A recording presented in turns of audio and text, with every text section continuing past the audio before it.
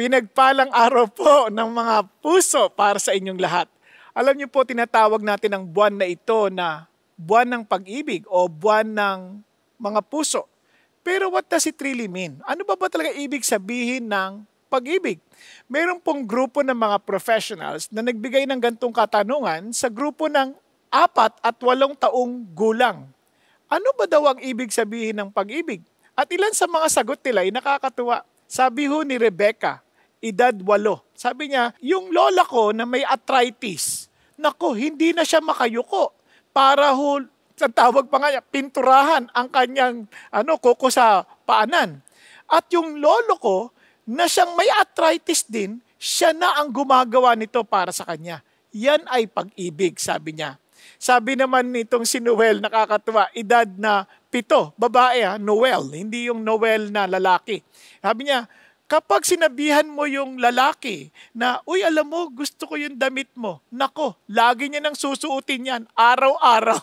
Hindi na magbibihis. Yan sa kanya ang pag-ibig. Nakakatuwa po ang kanilang pag-unawa sa pag-ibig.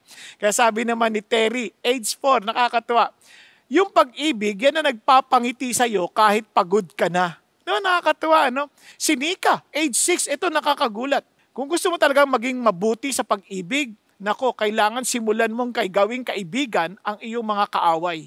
Sana po'y napakaraming Nika ang sa mundong ito. At sabi naman ni Mary Ann, na 4 na taong gulang din, sabi niya, ang pag-ibig ay parang tuta na lagi kang hahalikan sa muka kahit na iniwan mo na siya maghapon.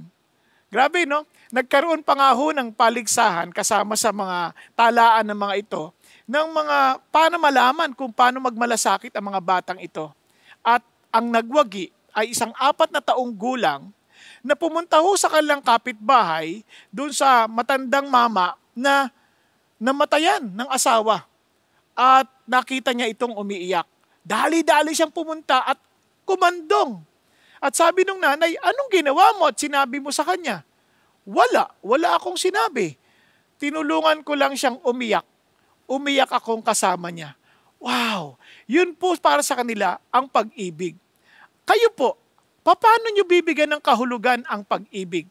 Ang mga tao ay may iba't ibang konsepto sa pag-ibig. Kadalasan, yung pag-ibig na nalalaman ng ibang tao, hindi makatotohanan or hindi authentic love.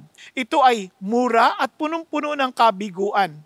Kaya po ang ating pong maikling seryeng ito ay pinamagatang True Love Wins. Ang totoong pag-ibig ay tunay na magtatagumpay. Ito ay pag-ibig na hindi ho sa paraan ng pagkaunawa ng mga tao sa kasalukuyan. Yung naging kasanayan na, naging kaugalian ng pag-ibig ng daigdig or loving beyond the norm. Tandaan nyo ito True love wins. Hindi ito frustrating, hindi ito sumusuko, ito ay punong-puno ng pag-asa, hindi ito pumapatol sa mga bagay na makasisira ng kapwa. Kaya ho, ang ganda-ganda ng sabi ni Paul. Sabi sa 1 Corinthians 13 verse 7, love bears all things, believes all things, hopes all things, endures all things. Kumbaga sa Tagalog, ang pag-ibig ay hindi sumusuko, laging nagtitiwala, laging punong-puno ng pag-asa at kayang tiisin ng lahat ng bagay. Yan ang pag-ibig. Di ba ba true love wins? Yan po ang ating pong pag-uusapan. Ganun pa man, hindi yan yung pag-ibig na kadalasan naiisip ng mga tao. Kasi ang pag-ibig sa atin ay self-centered Palaging ano yung makakasatisfy sa akin, ano yung makakapagpasaya sa atin, di ba? Ang pag-ibig, ang naisip natin, ano yung makukuha natin, na mag-e-enjoy tayo, ganyan. Pero alam nyo ba, sa Bible, ang pag-ibig ay hindi nasa larawan ng ganyang paraan. Halimbawa, si God, for God so loved the world, that He gave. Ganun na lang ang pagsinta ng Panginoon Diyos sa daigdig. Sabi niya, na ibinigay niya. Grabe, no? Ibinigay. Ganon din ang sabi ni Paul sa Efeso, Kabanatang 5, mga lalaki, ibigin ninyong kanya-kanya ninyong asawa. Sabi ganon, katulad ni Kristo na ibinigay niya ang kanyang sarili para dito. Napansin po ninyo, yung pag-ibig laging pabigay hindi patanggap, hindi kuha pabigay. Kaya nga, napaka-unfortunate na sa panahon natin ngayon, ang hirap humanap ng modelo ng isang pag-ibig na totoo. Sampulan ko kayo Tingnan po natin. Halimbawa, saan kilala ang mga Italians or Italiano? Siyempre, pizza and pasta, di ba? Spaghetti, carbonara, yung mga ganyan. Now, saan kilala ang mga Germans? Wow, shepherd. No, hindi. Beer, sausages, di ba? At kotse. Yan. Saan kilala ang mga Hapon or Japanese? Origami at ramen, di ba? Alam mo kaagad eh. Saan kilala ang mga Koreans? Siyempre, laging may K. Kimchi, di ba? K-drama, K-pop. Now, saan kilala ang mga Christians? Ayan. Isipin niyong mabuti. The Philippines is the only Christian country in the Far East. Saan tayo kilala? Ano kaya pagkatingin nila sa atin? Alam niyo, makalungkot natin sabihin, minsan ang isip nila, maging sa mga kampanya ngayon, lagi sinasabi, korupsyon. Can you imagine, yan ang pinag-uusapan as quote-unquote Christian nation? Na pag-isipan ho natin ng mabuti. Tayo na lang mga Christians, Bible Christians, saan tayo kilala? Minsan kilala tayo sa self-righteousness, kilala tayo sa mga debate tungkol sa Bible, na laging nagtatalo tungkol sa Bible. And alam niyo po ba kung saan kilala ang mga Christians noon? Now, bago ko ituloy yan, tanungin natin sarili natin, if you are a follower of Jesus, saan ka kilala? Saan ako kilala? Saan tayo kilala? Kaya yan po ang ating pag-uusapan sa unang bahagi ng sharing ito. At wag ho kayong aalis dahil sa buong buwan na ito, yan ang ating pag-uusapan, iba't ibang bahagi ng pag-ibig. But what are we known for? Saan tayo kilala? Alam niyo, ulitin ko, ang Christians, nung una pa man, kilala sila sa bagay ng katulad nito. Sabi sa Acts chapter 2, ito ang sabi, and all those who had believed, look at the words, were together and had all things in common. Sila ay laging magkakasama at parang lahat ng kanilang pag-aari ay para sa lahat. And sabi niya, at binebenta pa nila ang kanilang mga ari-arian para ibahagi sa lahat. Nang sa ganon, lahat ng mga nangangailangan ay matutustusan. Isipin nyo, ganun ang kanilang pananaw, ganun kilala ang mga Christians. Yan ay sa tala pa lang ng Acts. At tuloy pa natin, araw-araw sila ay may isang isip sa templo, lagi silang nagdiriwang ng banal na hapunan sa kanyang mga tahanan, at lagi sila nagkakainan ng sama-sama na punong-puno ng kagalakan, sinseridad ng puso, nagpupuri sa Diyos, kaya naman ang mga tao sa kanilang paligid, tuwang-tuwa sa kanila, at ang Panginoon Diyos lalong dinadagdag sa kanila ang maraming mga nananampalataya araw-araw para sila'y maligtas. Bakit? Gaano sila kilala? Kasi kitang-kita yung komunidad ng pag-ibig. And alam nyo ba, hindi lang sa Acts yan. Kahit paglipas ng ilang panahon, kaya nga ho, nawala nasira ang Roma dahil po sa mga mananampalataya na talagang natalo dahil sa pag-ibig. Now, tingnan nyo, alam nyo po ba sa Christian history, ang mga apologists noon, ibang-iba. Noong AD 130 to AD 200, sa unang bahagi ng church history, alam nyo, ang kanilang pagtatanggol ng kanilang pananampalataya ay hindi sa talino, hindi sa paliwanag, kundi sa kanilang mga buhay. Halimbawa, sabi nga ni Athenagoras, noong AD 177, marami sa amin ang hindi nakapag-aral, pero mahuhusay sa larangan ng sa paggawa. At sabi niya, ang matatandang mga babae, sabi niya, bagamat hindi sila nakakapagsalita ng maayos, pero nakikinabang kayo sa kanilang mga pananampalataya. Bakit? Sila ay nagpapahayag ng mga kabutihan dahil sa kanilang pagnanais na tayo ay maniwala sa katotohanan ng kanilang taglay-taglay. Hindi nila pinaghahandaan ang kanilang mga talumpati. Sa halip, sila ay nagpapakita ng mga magagandang gawa. Kaya pag sila'y sinampal, hindi sila gumaganti. Pag sila'y ninakawan, hindi sila tumatakbo sa batas. Sa halip, sila ay nagbibigay pa sa mga humihingi. Dahil mahal nila ang kanilang kapwa tulad ng pagmamahal nila sa kanilang sarili. Parang nakakapagtaka, kakaiba. Si Justin Martyr, etong sabi niya, dati ang hilig namin sa mga malalaswang bagay. Kaya nag-involve kami sa fornication. Ngayon, niyayakap na namin ang kalinisan sa bagay ng sexual. Talagang kami ang hilig namin sa mga pagkukulam. Pero ngayon, dinededicate namin ang aming sarili sa kabutihan at para sa Diyos. Noon, pinapahalagahan namin ang kumamkam ng yaman. Pero ngayon, ang nais namin ay lahat ng aming yaman ay maibahagi sa mga nangangailangan. Kakaiba. Noon, yung aming mga kaaway sinisira namin dahil iba ang kanilang kasanayan, iba ang kanilang pamumuhay. Pero mula nang dumating si Kristo sa buhay namin, sila ngayon ay aming minamahal na kapara naming kapamilya. Pinapanalangin namin ang aming mga kaaway at hinihikayat namin ang mga galit sa amin na mamuhay ayon sa mga katuruan ni Hesukristo upang sila'y makabahagi ng isang kagalakan na punong-puno ng pag-asa ng gantimpala mula sa Diyos na namumuno sa lahat. Kakaiba. Maging si Tertullian, sabi niya ganito ang kanyang paniniwala. Sabi niya ito ay patungkol sa kanilang mga gawa ng pag-ibig. Sabi niya, tingnan ninyo kung paano kami magmahalan sa isa't isa.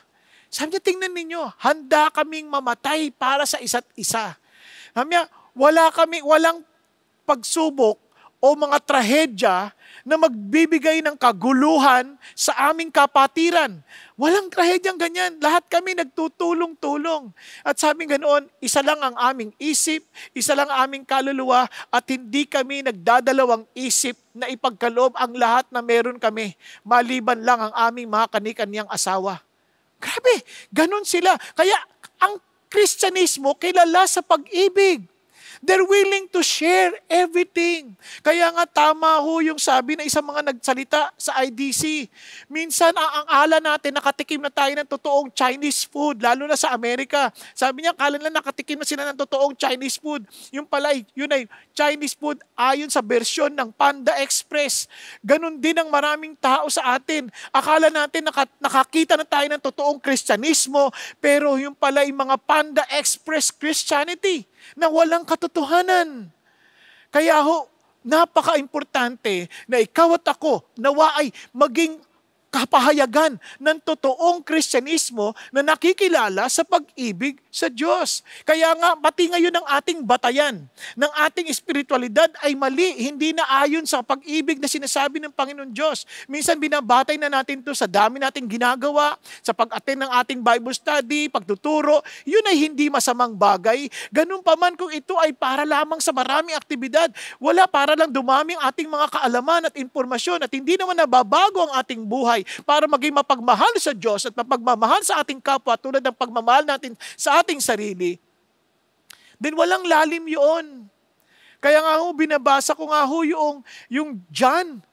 Napakasimple, pero hindi mababaw. Di ba minsan ang isip natin, mga turo naman sa iyo, mga simple. Hindi, simple doesn't mean shallowness. Kasi ang totoong depth ay ito, pagtanggap mo ng turo, yung nasa isip mo, natatranslate sa puso, napupunta sa paa, that it moves us.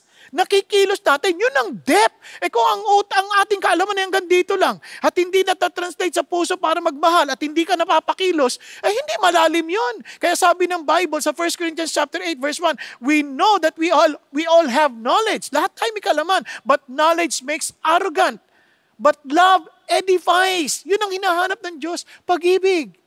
Ang isa na namang mga alamat ng pagkaunawa natin na tayo'y matured na sa Diyos ay yung ating mga spiritual gifts. Na minsan kailangan marami tayong gifts na, grabe, yung pag nag-pray ka sa may sakit, yung bulag, nakakalakad. Diba? Hindi, nakakakita, parang ganyan. Pero, pag-isipan niyo mabuti, di ba sabi nga ni Paul, kahit magsalita ako ng iba't ibang salita ng tao at maging ng anghel, sabi niya, pero kung wala akong pag-ibig, para lang akong pompyang, maingay na, pompyang, sayang. Sabi niya, kahit nakakahula pa ako, sabi niya nun, at nakakaalam ako ng mga maraming misteryo at kaalaman. Sabi niya, pero kung wala akong pag-ibig, wala rin akong halaga. Kahit na ibigay ko pa yung aking lahat ng ari-arian para pakainin ng mga mahihirap at isuko ko ang buhay ko na masunog.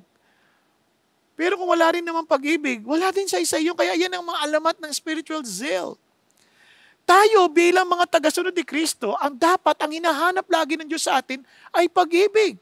Kaya nga sabi sa 1 John chapter 4, Beloved, Let us love one another, for love is from God, and everyone who loves is born of God. Yung totoong kilala at totoong naipanganak sa Panginoon Diyos. Sabi niya, imposibleng hindi magmahal. Bakit?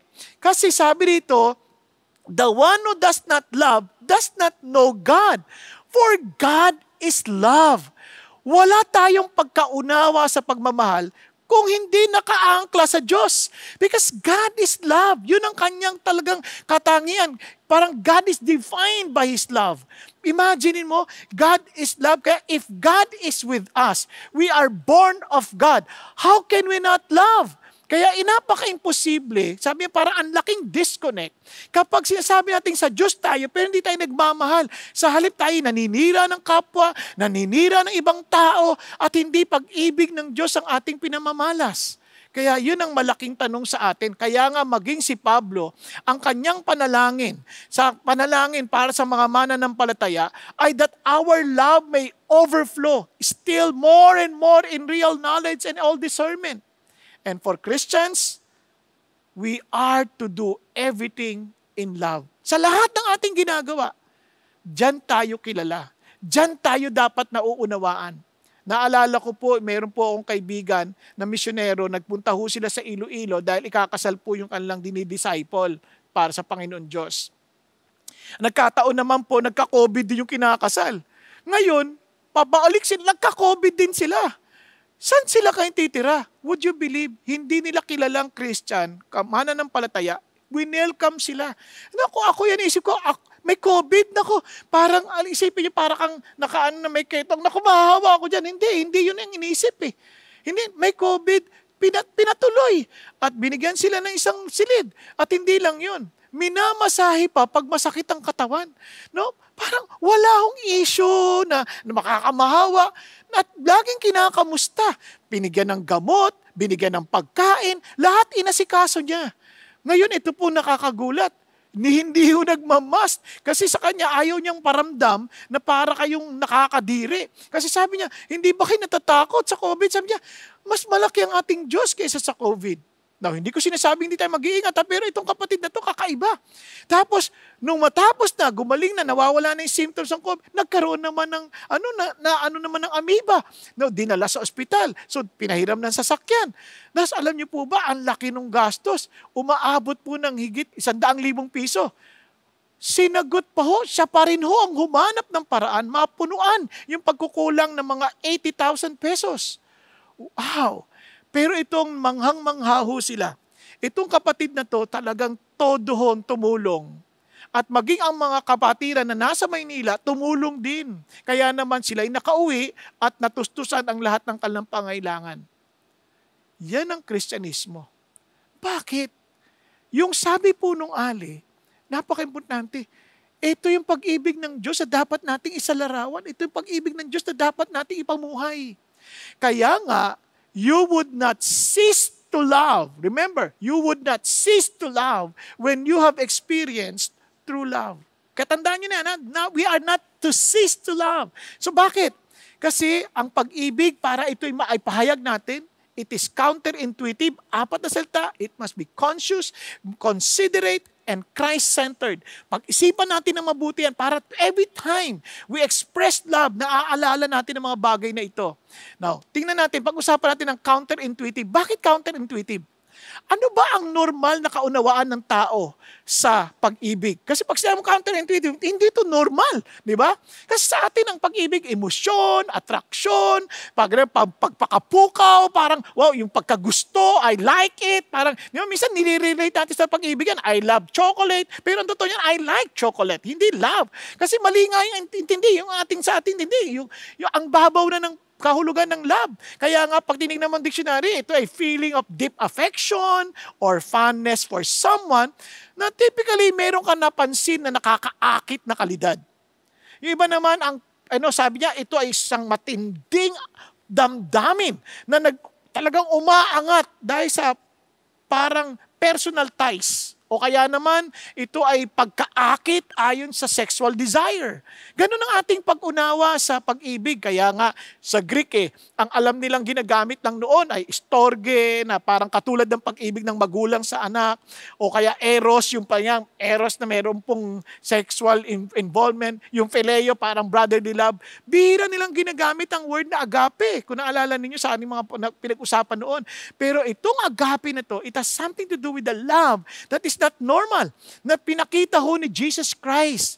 Now, tingnan niyo po ang sabi ng Panginoong Jesucristo, para lalo nating maintindihan, at ito na rin ang ating memory verse. A new commandment I give to you, that you love one another even as I have loved you. Bagong kautusan binibigay sa inyo, na kayo ay magmahalan, tulad ng pagmamahal ko sa inyo. Sabi ganun, kayo ay dapat magmahalan sa bawat isa. Sabi niya, nang sa ganun, malalaman ng lahat ng tao na kayo nga'y aking mga alagad kung kayo'y nagmamahal sa isa't isa. Now, pag-isipan niyo mabuti. Kaya counterintuitive. Unang-una, He commanded us to love. Kung ito ay attraction, ito ay damdamin, o ito ay pagkapukaw, pagkagusto, hindi mo pwedeng utusan yan. Pag inutos mo yan, parang minamanda mo, gustuhin mo yan. Kung ayaw mo, sa ayaw mo, gustuhin mo yan. Hindi mo pwedeng ganun. Kaya nga, alam mo na itong pag-ibig na to is not an emotion. It is a decision. Ulitin ko it is not an emotion, it is a decision. Kasi kumande, inutos Kasi hindi lang yun. Kailangan maranasan mo ito muna. Bakit? Sabi niya, love one another as I have loved you. Dapat maintindihan mo muna na ito ay nagsisimula sa pag-ibig niya ng Panginoon Jesucristo sa atin. Ngayon, naranasan natin, naintindihan natin, ipapasa natin. Kaya nga, paano na yung minahal ni Jesus Christ? Sabi nga ni Paul sa Romans 5:8, sabi niya, pinahayag ng Panginoong Diyos ang kanyang pag-ibig sa atin nang tayo makasalanan pa. Sa makatwiday, mga kaaway pa ng Diyos, namatay si Kristo para sa atin. Wow! Hindi lang yan. Pag nakita nyo, yung talatang ito, nagpapahayag, ito ang ebidensya na tayo tagasunod ni Jesus. Hindi ito sa daming alam. Hindi ito sa panalo sa diba? Hindi ganon. Ang ebidensya, yung ating pag-ibig. At hindi para sa ating sariling satisfaction, kundi para sa kalwalatian ng Panginoong Jesucristo. Dahil malalaman nilang, alagad ko kayo. Kung nalaman na alagad ko kayo, parang sinasabi mo na rin na totoo talaga si Jesus Christ. Di ba? Kaya importante, it is not for our satisfaction, it is for God's glory. Kaya counterintuitive Naalala ko tuloy nung nandun ako sa Amerika, nag-gather pa yung mga tao. Nag-attend ako sa isang gathering ng Christians, no? At alam niyo, doon time na yon, ang mga nag-a-attend, mga homeless, mga prostitute na nagiging Christian, yung ibang hindi pa, nag-a-attend sila. So, nandun ako. Pagpunta ko doon, nagwo-worship, kakatuwa, very warm yung mga tao pag nagwe-welcome. So, nag-aawitan.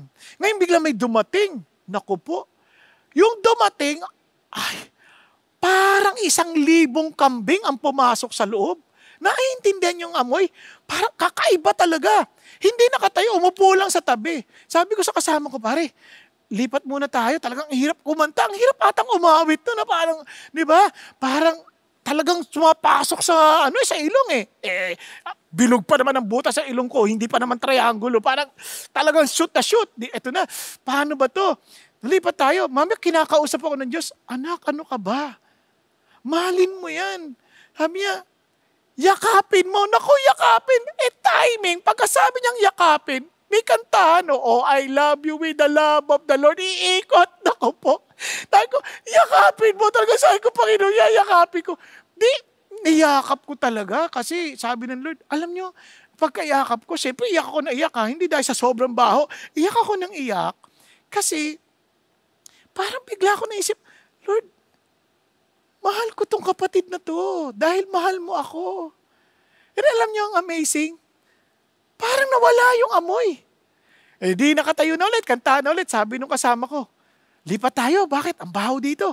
Siguro lumipat sa akin yung amoy. pero bigla ko naisip, alam niyo, itong pinakamagandang parte. Noong nagpatanggap sa Panginoon Diyos, yung nagsasalita, tumayo yung mama. Kaya alam ko bakit? Kasi ito yung bagay na hamon ho sa atin.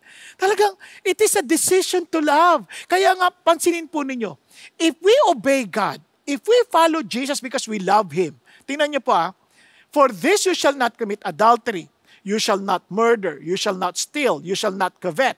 Sabi niya, if there is any other commandment, it is summed up in this saying, you shall love your neighbor as yourself. Mamahalin mo yung kapwa mo, kapareho ng pagmamahal mo sa iyong sarili. Love does no wrong to a neighbor, therefore, love is the fulfillment of the law. So kung mahal mo si Jesus, dahil una kanyang minahal ni Jesus, mahal natin ang Panginoon, we will follow His commandments. And if we follow His law, and obviously, it is the fulfillment of the law, to love people. Hindi ka magnanakaw sa tao mahal mo, hindi mo siya nanakawan, hindi mo siya dadayain, hindi mo siya pagnanasaan. Diba? Yun makita mo, yan ang pagmamahal. Kaya nga, merong tinatawag na salitang conscious. Kasi, paano tayo magmahal? If it is counterintuitive, it is for obedience to the Lord and for God, then we need to have a conscious effort to act. Di ba? To love. Hindi yan parang, bahala na, yung passive. Hindi. It must be intentional. Sasadyain mo talaga kasi it's a decision. Di ba? Ulitin ko, it's not an emotion, it's a decision. Kaya sasadyain mo siya. Sasadyain mong makinig, sasadyain mong ilagay ang sarili mo sa kanilang lugar. Kaya nga para huyang yung nanay, nakausap yung anak. Sabi ng anak, Ma, meron akong sasabihin sa'yo Ano, anak? Sige, huwag kang mahiya. Huwag naman, di mo ako maiintindihan Baka magalit ka lang. Ano ka pa naman, anak? Sino pang uunawa sa'yo kundi ako? Mahal na mahal kita. Mahal na mahal kita. Anak kita Diba? Ma, baka hindi mo ako maintindihan, baka magalit ka Hindi ako magagalit sa'yo. Mahal na mahal kita. Ano ka ba? Sino pa uunawa sa'yo kundi akong nanay mo? Sige na nga, Ma. Ma, ayoko na mag-aral. Ano? Ayaw mo na mag-aral? Ang kapal ng mukha mo. Hindi mo ba naintindihan? Ang hirap namin mag-ama, magtrabaho, para lang mapag-aaral ka, yung binabayad namin tuition fee para sa'yo. Naintindihan mo ba yan? Naintindihan mo, nung kami hindi nakapag-aral. Ngayon, ikaw, hindi ka na nag-iisip. Ganyan. Isipin nyo. Kala ko ba mahal mo yung anak mo? Hindi mo man lang tinanong, bakit mo ba ayaw pumasok? Ayaw mo ilagay yung sarili mo doon sa lugar niya. And alam niyo, minsan kahit anong ganda ng ating sinasabi, minsan kahit anong ganda ng ating gusto sabihin at yung kahulugan, minsan hindi nagtatagpo kasi hindi natin nilalagay sarili natin doon sa lugar ng tao Kaya yun ang totoong pagmamahal. Tingnan mo, treat others the same way you want them to treat you. Sabi niya, tratuhin mo sila nung kapareho ng gusto mong itrato sa'yo. Diba? Hindi ibig sabihin niya na gawin mo sa iba yung ginawa sa'yo. Paghihiganti yun. Mali. Hindi man sinabing unahan mo na bago pa gawin sa'yo. Hindi yun ang sinasabi. Ang sinasabi rito, tratuhin mo yung iba kapareho ng gusto mong pagtrato sa'yo. Sino ba naman sa atin ang ayaw nating matrato ng mabuti? Siyempre, ang natin tratuhin tayo ng maayos. Yun din sabi niya, katratuhin natin. Hindi ito kapareho nung do not do unto others Kasi yung do not do unto others, parang sasabi mo, wag mo akong pakialaman, hindi kita pakialaman. Parang mind your own business. Parang ganyan yan Eto hindi. You have to take initiative na gawin yung nararapat para doon sa tao. Kaya nga mga Christian, kaya sasabihin nila, huwag kayong mag-share ng gospel, hindi mo naintindihan. Kasi kung kunyari nakita na kitang malalaglag ka. Kunyari ako nakita mo, malalaglag na ako sa tulay. Mapapahamak ako, ikamamatay ko. Anong gusto mong gawin sa akin? May magsabi man lang babala, uy, malalaglag ka na. Sige, matutuwa ako. Ganon din kami. Kaya nga, sinishare natin yung gospel kasi nagbibigay tayo ng babala. Di ba? Nagbibigay tayo ng babala, mapapahamak Ganon din niya. Kaya you treat others the same way you want to be treated. Kaya tingnan niyo pa yung kadugtong niyan. Sabi niya, if you love those who love you, what credit is that for you? Even sinners love those who love them. Di ba? Kung mahal mo lang yung nagmamahal sa'yo, pareho lang naman. Kahit mga magnanakaw, ganon din naman sila Mahal nila yung mga nagmamahal din sa kanila Di ba? Kung yun nga mamamatay tao, nagmamahal din siya nagmamahal sa kanila. Kaya pinatay yung kasi mahal nila yung isang tao. Mahal nila to. Ito, hindi kita mahal. Parang ngayon, kahit pinatay kita, parang ganyan Di ba? Sabi, walang pinagkaiba. But for us, God expects beyond the norm. Ano yung beyond the norm? na kahit yung mga hindi nagmamahal sa'yo, mamahalin mo. Ang hirap, no? Parang, wow, ang hirap nun Tapos sabi niya, if you do good to those who do good to you, what credit is that to you? Siyempre, lahat naman tao Kahit makasalanan o hindi, gagawa ng mabuti sa mga gumagawa ng mabuti sa kanila. Pero ang sabi ng Lord, hindi. I want you, Christians, my followers, to do good. Kanino? Sa mga hindi gumagawa ng mabuti sa kanila. Parang, yung bang babatiin mo lang ba yung bumabati sa'yo? Hindi, kahit hindi ka binabati. Batiin mo. Maraming ganyan. Batiin mo. No, palalawakin pa natin. Sabi niya, kung nagpautang ka, nagpahiram ka, natatanggap ka naman, nag-expect ka naman ng pagtanggap. Sabi niya, anong kinaiba mo sa mga makasalanan? Di ba, sa totoo lang, hindi ito pa utang ng mga negosyo hindi ito pa utang ng pangangailangan. Iba naman, baka isipin nyo, gamitin nyo, kayo mga Christian, napautangin nyo ako, kasi hindi ka naman talaga magbabayad. Hindi ganon. Kasi kung para sa yung luho lang, ibang usapan yon. Ito yung matinding pangangailangan, hindi ka nagpahiram dahil magbabayad ka naman. Pinapahiram mo at ang pag-ibig, kahit na nga minsan, hindi mo na iniisip na babalik pa sa'yo Di ba? Now, as Christians naman, siyempre, kung ikaw nang hiram, iisipin mo pa rin ibalik. Nagkakaintindihan? Now, tuloy tayo. Now, love your enemies and do good and lend, expecting nothing in return. Amazing. Sabi niya, pag gumawa ka ng mabuti, pag nagmahal ka, hindi ka nga nag-iisip ng kapalit Di ba? Kaya sabi niya, ganun sa natin mo. Ito sabi niya, and you will be sons of the Most High. Alam mo yung ibig sabihin niyan? Literally, you are doing that because you are the sons of the Most High. Dahil anak ka ng Diyos. Kasi sa totoo lang, bakit hindi ka takot magbigay? Ang yaman ng tatay natin Di ba lahat ng pangailangan galing sa Kanya Kaya amazing yun. Kaya ito malaking tanong sa atin. Sabi ng Bible, hindi tayo magiging maawain tayo sa iba dahil maawain ng Diyos sa atin. Hindi ba tayo mapaghusga? Hindi natin hinahanapan ng mali ng iba kasi hindi ganun ang Diyos sa atin.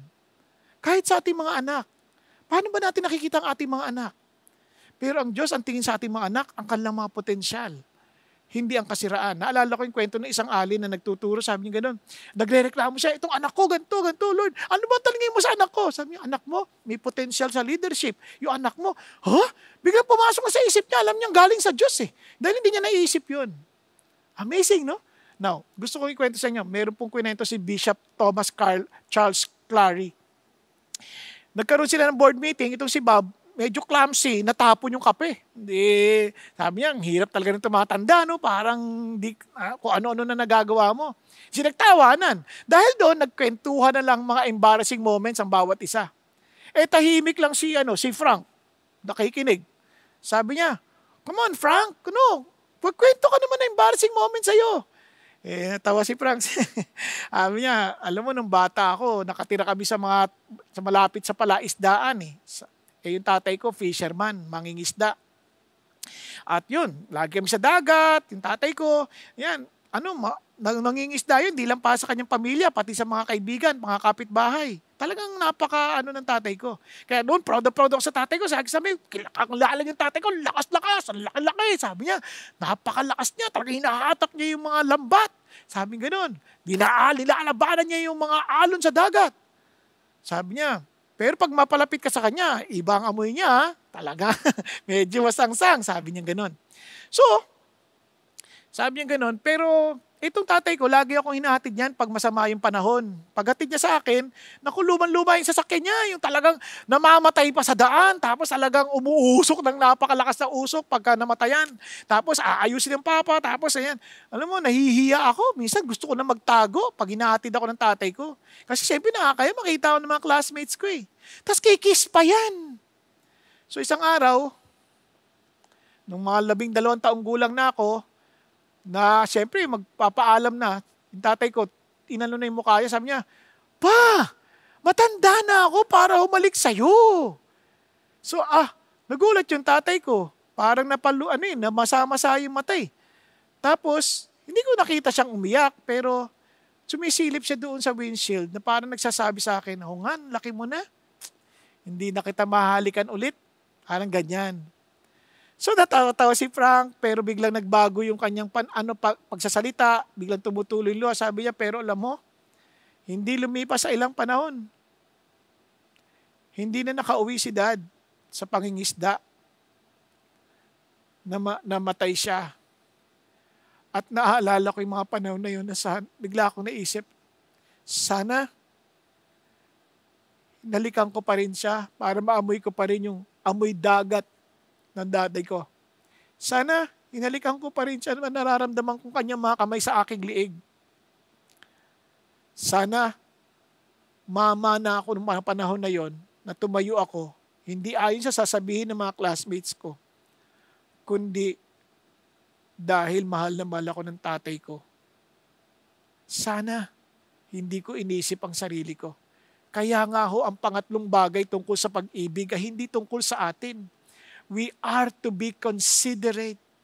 Kailangan tayong mag-iisip para sa ibang tao, hindi sarili. Kasi ang pag-ibig na naintindihan natin, pang sarili lagi, sentro tayo . Ang nais ng Diyos, ang totoong pag-ibig ay hindi tayo, kundi ano ang ating ambag sa ibang tao. Tingnan niyo po, sabi ho ni Paul, sabi niya, do nothing from selfishness. Huwag kayong gagawa ng mga pansariling bagay lamang. Mga walang kakwenta-kwentang kayabangan. Sabi ganoon. But na may pagpapakumbaba ng kaisipan, ituring nyo ang iba na mas mahalaga kesa sa ating sarili o kesa sa inyong sarili, kesa sa aking sarili. Sabi nga, huwag lang nating isipin ang ating personal na interest. Ngunit, iniisip natin ang interest ng ibang tao. Yan ang idea ng pagiging considerate. Think of others.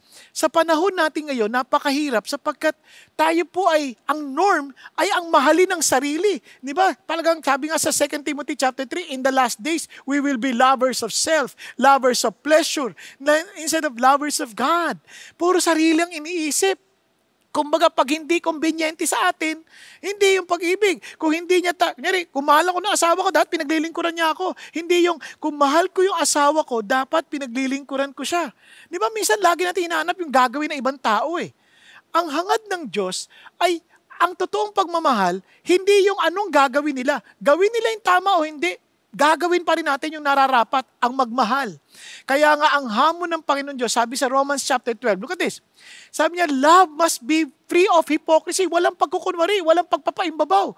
Sabi niya, detest what is evil. Yan ang totoong pag-ibig. Talagang hindi ka natutuwa sa kasamaan.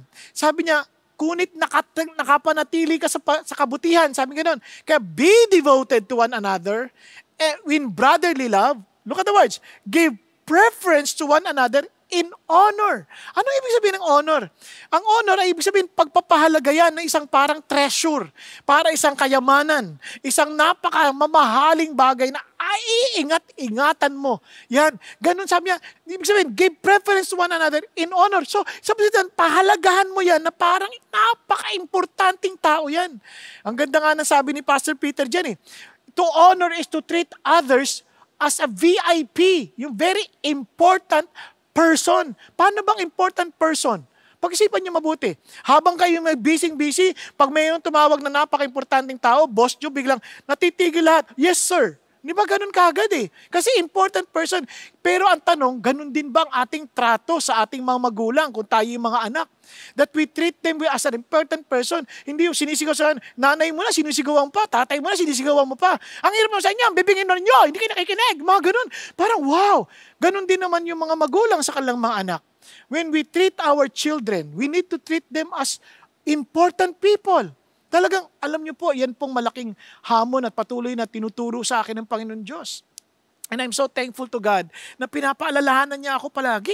Kasi sa totoo lang, nung last week, nung nag-uusap-usap kami, parang paano ba, saan ba mag-i-improve? Sabi sa anak ko, dito ka parang mali parang, oops, ganun ba? Naku, sorry. O di, bawi ulit. Pero ang bait lang kasi yung mga anak ko, hindi na rin takot magsabi. Kasi nga, alam naman nila na we are trying our best to become better.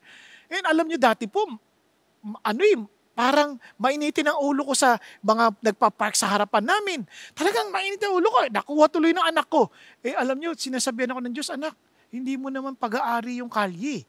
Tsaka hindi lang yun, maging magalang ka dahil tratuhin mo sila as important person. Kasi kapag yan ay, halimbawa, presidente ng Pilipinas, nag-park yan sa harapan mo, hindi ka naman magre-reklamo dahil importanteng tao yan Kaya, makiusap ka na lang. Panyari, iniwan.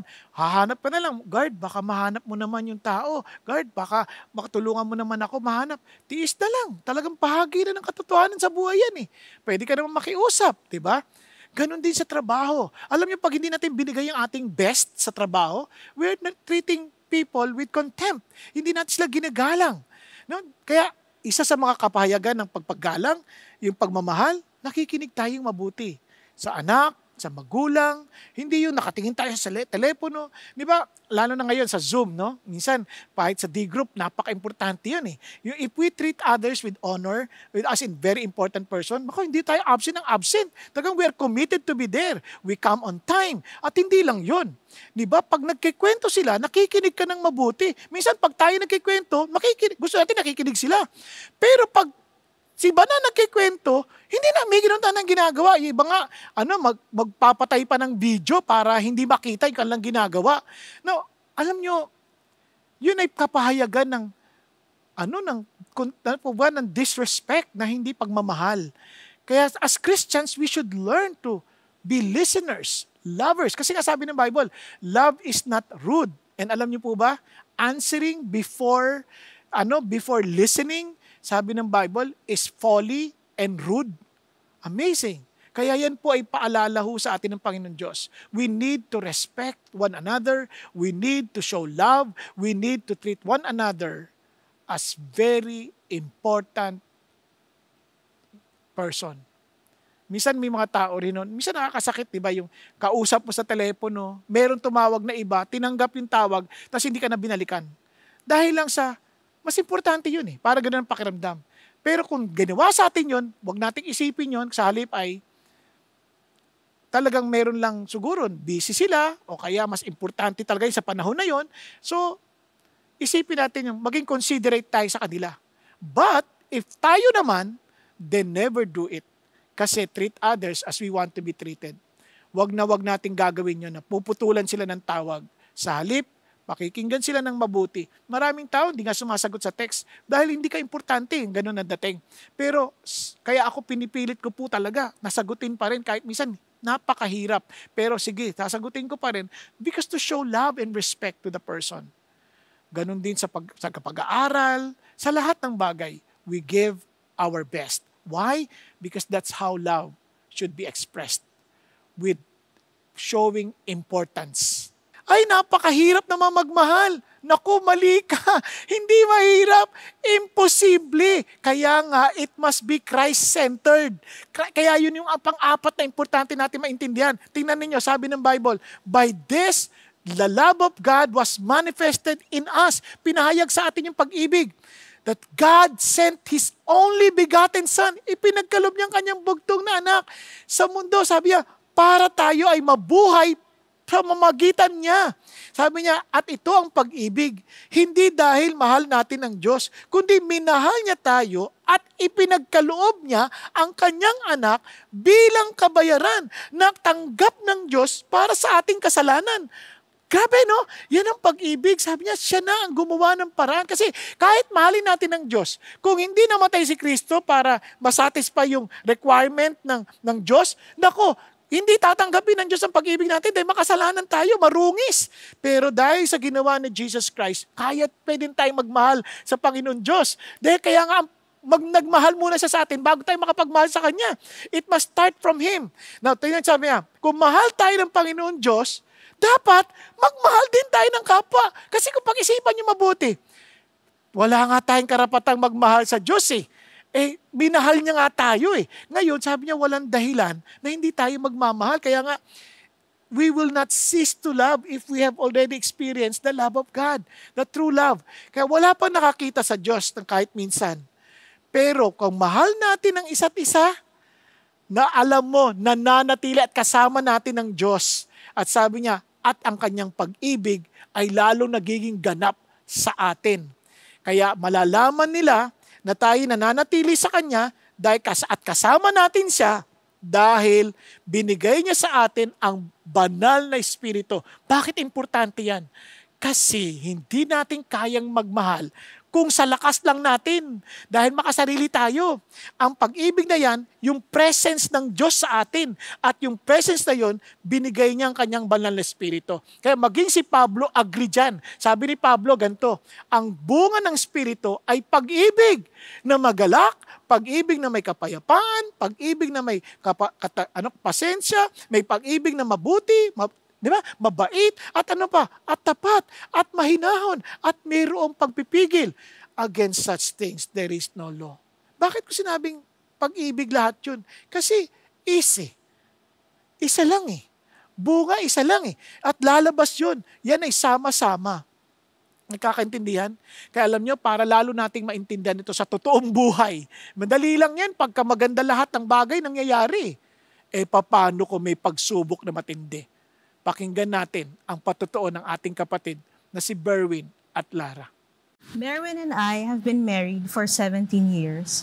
It was in 2010 when we met Pastor Danny and Ate Don or Kiko and started attending CCF Taytay. Back then, I clearly remember Pastor Danny telling us, "You guys can share your testimony here at CCF Taytay." Although we had our share of ups and downs, I thought our married life was doing well. So in my mind, I thought there was nothing to share. Comparing to other testimonies, where there were stories of addiction, abuse, and immorality, ours was pretty ordinary. Little did I know that the devil was patiently waiting for me. I met a guy who I connected with easily. He was funny and easy to get along with, so we became close friends. Berwin knew him, but of course, he did not approve of the friendship. That's when my heart started to rebel. Because I enjoyed this friendship, the guy and I did not stop. Our life, which I once saw as simple and happy, felt boring for me. I felt the need to go out, socialize, and work, since in my mind, I have been a housewife for too long. Berwin had hints of what was going on because I acted different around the house. I was always on my phone smiling. Then I would also demand for a day off in a week, which I justify as my me time. But it wasn't really me time, it was we time with the other guy. While all this were happening, I was already being invited to different CCF satellite churches to speak. I prayed to God and asked Him to help my wife and rescue her every time she's tempted. It was really hard for me because I can sense that there is something going on, but I continued serving the Lord. I continued focusing on Him alone. It was hard and painful. I wanted to take things in my own hands, but instead, I cried to the Lord day and night. I regularly met with the guy, and that friendship grew to something else. The kids would even see Berwin and I fighting over my phone. One day, I was about to leave the house to spend time with the other guy. I went to Berwin's office to kiss him goodbye. There, I found him preparing for his Sunday CCF talk. Seeing him brought pain and conviction in my heart. In my mind, I thought, why are you doing this, Lara? You are having fun committing adultery? Despite this prodding from God, I continued on with my ways. I almost gave up on my wife. I wanted to settle on the idea that my own family will just be like the family I grew up with. Having a father who had 4 wives and a mother who had 3 husbands. I asked God, "Are you allowing this for my family?" The Lord answered me, "Of course not, son. Stay with me and remain in me."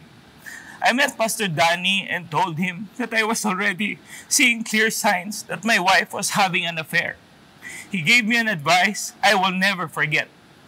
He asked me to continue to pray for my wife every day, that I should also pray for my decisions and responses to these situations. Pastor Danny also told me that this was a critical stage for my emotions and should seek help and guidance from the Holy Spirit. He also reminded me that we too are sinners, but God cleanses us and saves us. And his last advice was, every time you feel an attack from the enemy, just say, "I will always choose to love and forgive my wife." It was really difficult, but by God's amazing grace and by the power of the Holy Spirit, I did it. Months passed. I still met with the guy. But unlike the first few months where everything felt enjoyable, this time I felt uneasy. I knew something was way too wrong. Whenever I was with a guy, I would think about Berwin and the kids. One Sunday, we attended service in CCF Maine.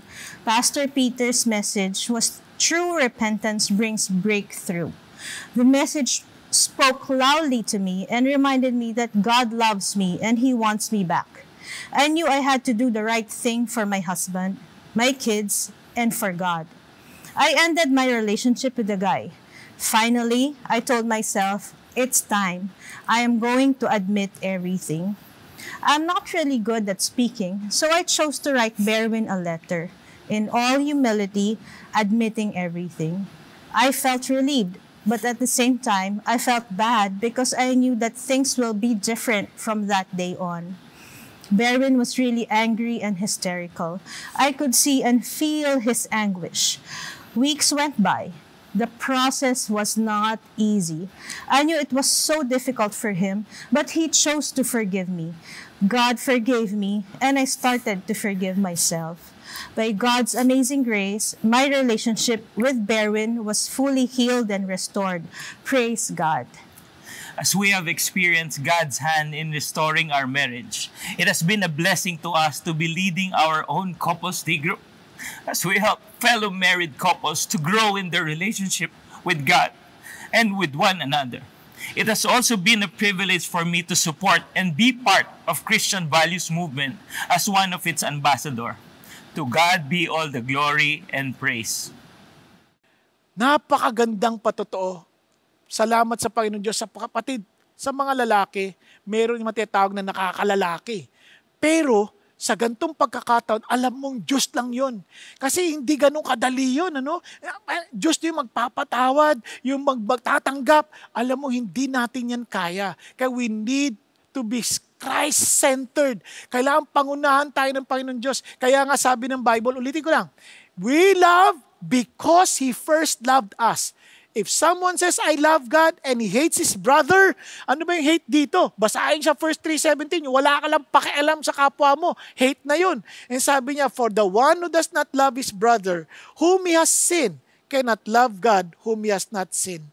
And this commandment we have from Him, that the one who loves God should love his brother also. Ibig sabihin, meron tayong malasakit sa kanila. Kaya mga kapatid, we need to be Christ-centered. Kaya ho itong malaking katanungan ho sa atin. Si Jesus ba ang sentro ng ating buhay? Kasi kung hindi siyang sentro ng ating buhay, kahit hangarin nating magmahal, yung ating pag-ibig para sa atin lang kaligayahan at satisfaction. Pero kapag tayo ay nagmahal na ayon sa paraan ng Panginoon Diyos, then ito ang totoong pag-ibig. Na yung Diyos na nasa sa atin, ikinikilos niya yung pag-ibig sa magitan natin, para sa Kanya at para sa Kanyang kalwalatian. Kaya naman, pinapahayag ito ng unconditional commitment tungo sa mga taong hindi naman perfect, puro palpak. Pero ang ating hangad ay ang pinakamataas nilang kabutihan or their highest good na kadalasan nagre-require ng sacrifice. Now, ito maganda. Dahil sinusunod natin yung sinabi ni Jesus, love one another as I have loved you, ito'y magbibigay karangalan, kalwalatian sa ating Panginoong Diyos na buhay. At ang mga tao sa ating paligid, malalaman nila kung sino ka. Na ikaw nga'y alagad ng Panginoong Diyos. Kaya what are we known for? And I pray na tayo pong mga Christians, hindi makilala sa away-away na maging sa bagay ng halalan nag-aaway-away, mapaging sa buhok pinag-aawayan, pati sa pananamit pinag-aawayan. Sana po'y huwag tayo makilala sa ganoon. Sa halip makilala tayo na tayo po'y handang mamatay para sa isa't isa dahil sa kay Panginoong Diyos na namatay para sa atin.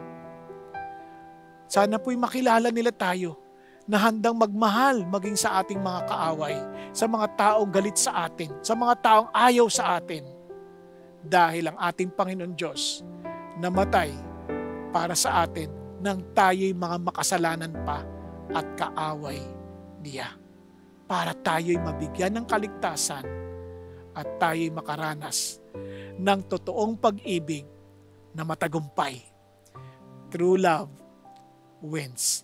At ito'y pag-ibig na higit sa normal na nakikita at madalas lang natin nakikita sa mga taong akala nilang meron silang totoong pagmamahal. Kaya mga kapatid, tayo pong lahat ay yumuko sa sandaling ito. Kung si Jesus Christ po, hindi pa sentro ng iyong buhay, hindi natin kakayaning magmahal. Napakahirap dahil lahat tayo makasarili, lahat tayo lagi nag-iisip kung ano yung konbinyente sa atin, lagi nag-iisip na tayo lang, parang tayo lang mayroong importanteng plano sa buhay. Pero mga kapatid, pag tayo po'y nagpasakop sa Panginoon Kristo, lalo makikita natin ang kapakinabangan dahil hindi lang tungkol sa atin, kundi kapakinabangan ng kawalang hanggan. Dahil ang pag-ibig na ito ay pag-ibig na ang Diyos ang kasama natin.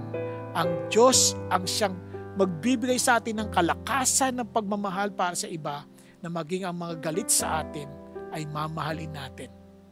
Kaya tanong mo sa atin, siya ba talaga ang iyong Panginoon? Kung may galit ka sa puso, nasasaktan ka, masasaktan mo rin ang ibang tao. At kung nasasaktan ka, bukod sa nasasaktan mo mga nagmamahal sa iyo, mga tao sa paligid mo, nakaka-apekto rin ito sa iyong kasalukuyang kabuhayan. Kaya mga kapatid, isuko mo ang iyong buhay sa Panginoon Kristo nang maranasan mo ang pag-ibig niya at ito'y maipasa sa iba.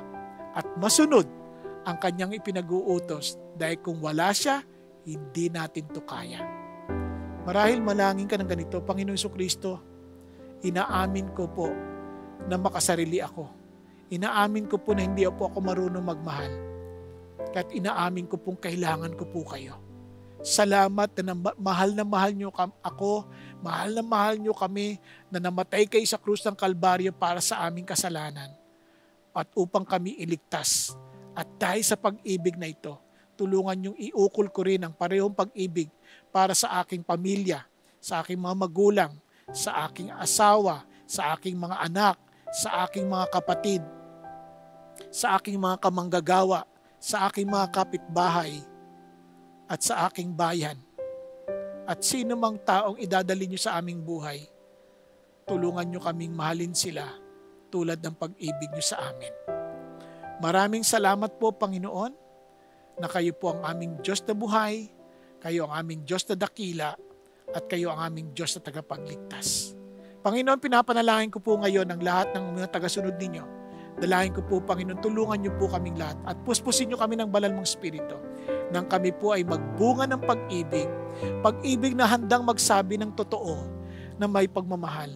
Handa, Panginoong, balaan ang ibang tao kung ito'y magiging kanilang kapahamakan.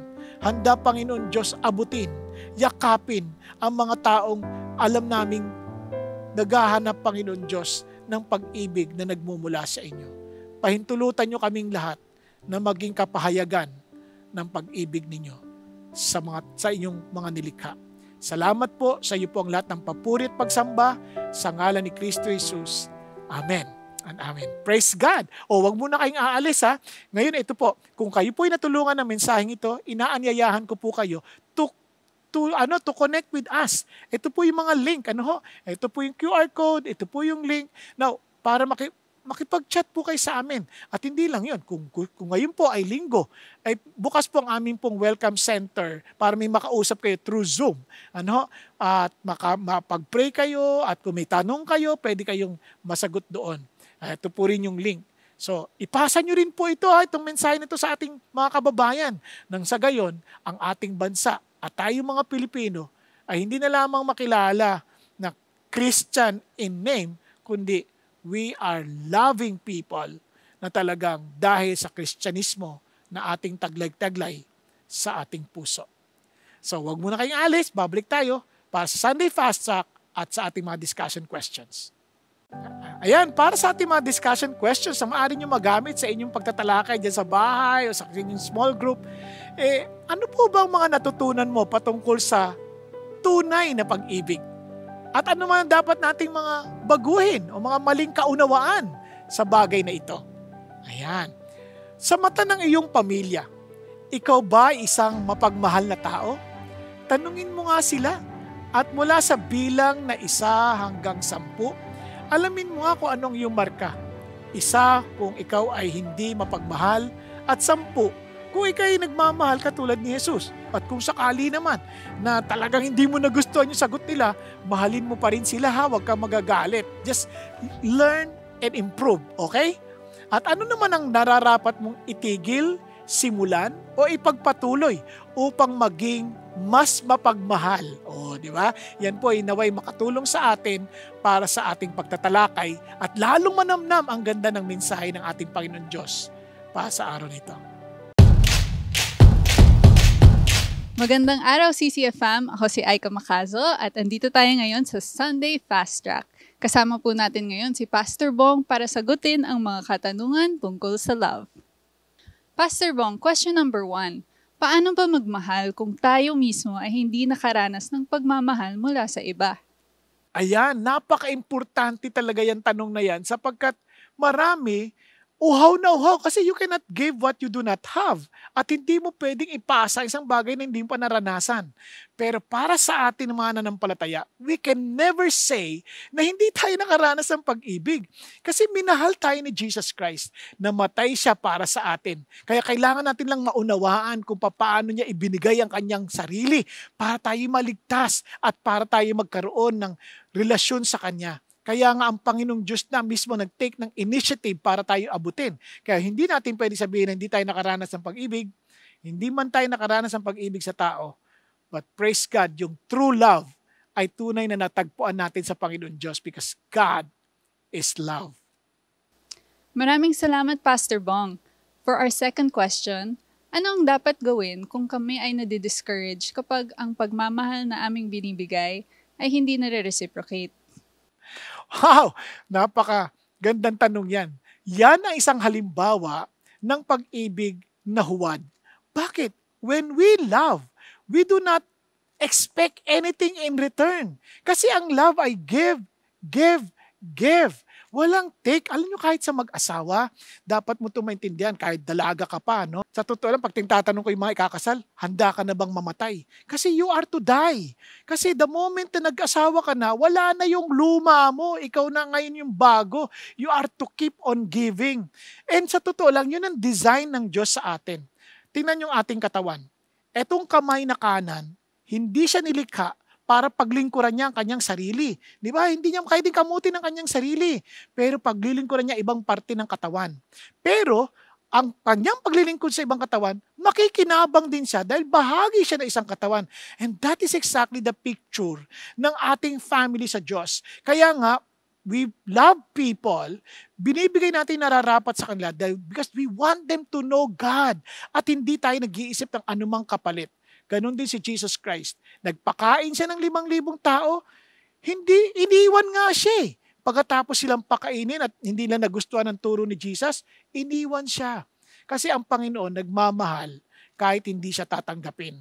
Ganon din ang ine-expect ng Diyos para sa atin because we are His instruments to proclaim and declare and exhibit His love toward people.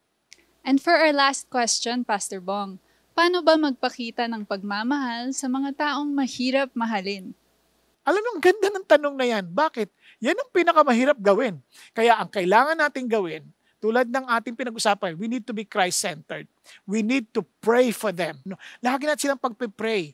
At sa mga pagkakataong ibibigay sa atin ng Diyos na mga ngailangan sila at tayo makakatulong, huwag natin itong ipagkakait.